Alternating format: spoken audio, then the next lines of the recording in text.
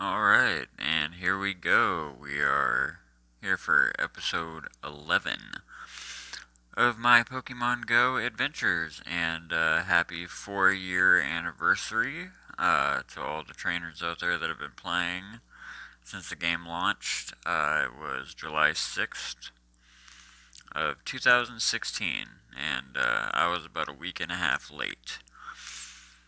So right now we've got Tier 5 raids featuring Ho-Oh that came back, which is great for me because I only ever had one that I got from research, from an old research task that I had left over from, I would assume, years ago. I got it just like how you get Mew and stuff like that, how people got that early on, which I didn't even play through to the point of getting that. So I just recently got my Mew and Celebi and Jirachi and everything, as you can see in my early videos. Those aren't really old videos. Those are from, a month and a half ago.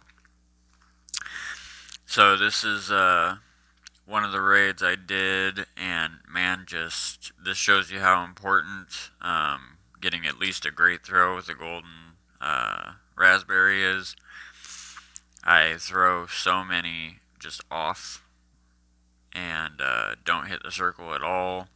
And even with a golden raspberry, your chances are like 3% if you don't get the bonus from the curveball with the with the golden raspberry. You're not going to catch a legendary. There's a very slim chance, but I definitely recommend training yourself to get those excellent throws. And basically, what happened for me here is I was just being antsy. Typically, there'll be three of us that go out on raids together, me, my daughter, and my girlfriend. And once it comes time to catch these tier 5 bosses, they generally have me do it for them. So I've got 3 phones going, and I'm recording mine, so I want to do mine first and get it done. And, that's how Ho-Oh escapes. So. And right after, here you can see, even with this party hat Charmander, not being patient and waiting to get that great throw at least, or nice throw bonus, boom, I hit him with a nice throw and then actually get him. Otherwise, I'm just sitting there and wasting Pokeballs. So, I have done a ton of Ho-Oh raids now. I think I'm up to 7 or 8 Ho-Ohs, which, with all the legendaries lately, I probably wait till I get about 10, and then I pick like 6 to 8 of my favorite ones, whether that be the IVs or moveset, or a combination of the two, and then I keep those, and then eventually I plan on powering up the best ones as far as IVs for raids, some for raids and some for PvP. But I know they have the Premier League going on now, and the Master League season just started.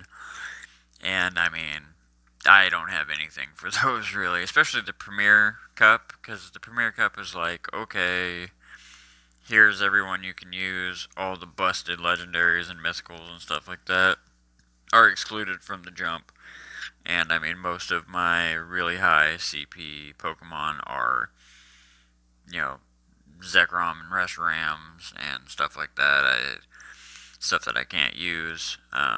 Some of the other really good ones, like my Gyarados right here, I have him set up for the Ultra League, so he's right under 2,500.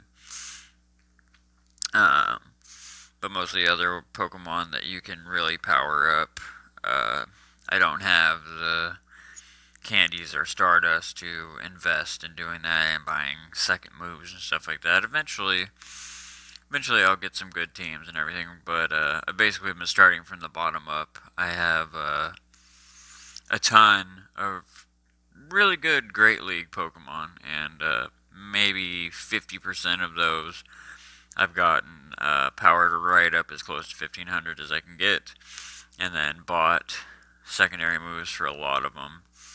But I keep kind of moving stuff around. It's like I can't decide exactly what I want to use and I don't want to use. Like I use an Alolan Executor sometimes, and now I have a normal Executor, the Shadow, that I got the IVs for. I think they were like 99.8%, so it's ranked, like rank 10. And I think it maxes out at exactly 1500. So, I mean, that would be great to use, I think, but I don't know how effective a Shadow Executor is in the meta. I don't know even where that fits in. I need to do some research to see, you know, what goes where instead of just basing it off my gut and Pokemon I like. Because, I mean, like, what I have powered up and planning on using in that league is like Alolan Raichu and a shiny Beedrill and 100% IV Umbreon and stuff that doesn't exactly make sense, but they're just Pokemon that I really like. So, but hey, if you can make them work, you can make them work. So anyway, been hitting a lot of these Ho-Oh raids, and I think only 2 have escaped me so far. Um, he's a pretty easy hit on the excellent throws, and he's not just constantly attacking like Reshiram was. Especially Reshiram was, I mean, and you really had to wind the ball up on the curveball, and you had maybe 2 rotations around, and then you had to release to get that excellent throw once you had the circle set. If you don't know how to reliably throw those excellent throws, I recommend the trainer club has a video on that. And I mean, I watch that guy's techniques. He shows you stuff in like slow motion sometimes, and just exactly where his fingers are going on the screen. And I mean, reliably, I was hitting excellent throws on the Zekroms and Reshirams, and now even Ho-Oh. Because I mean, you can just kind of tell.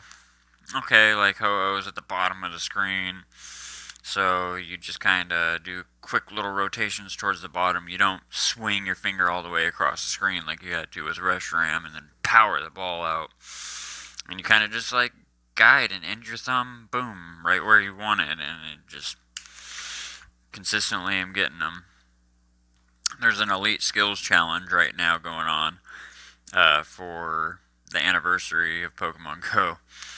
And one of the tasks, which you get like 5 Ultra Balls for completing it, is to hit 50 excellent throws. I think I'm at 26 right now and have a couple of days left. And I guess if I do a lot of these Tier 5 raids, I might get there.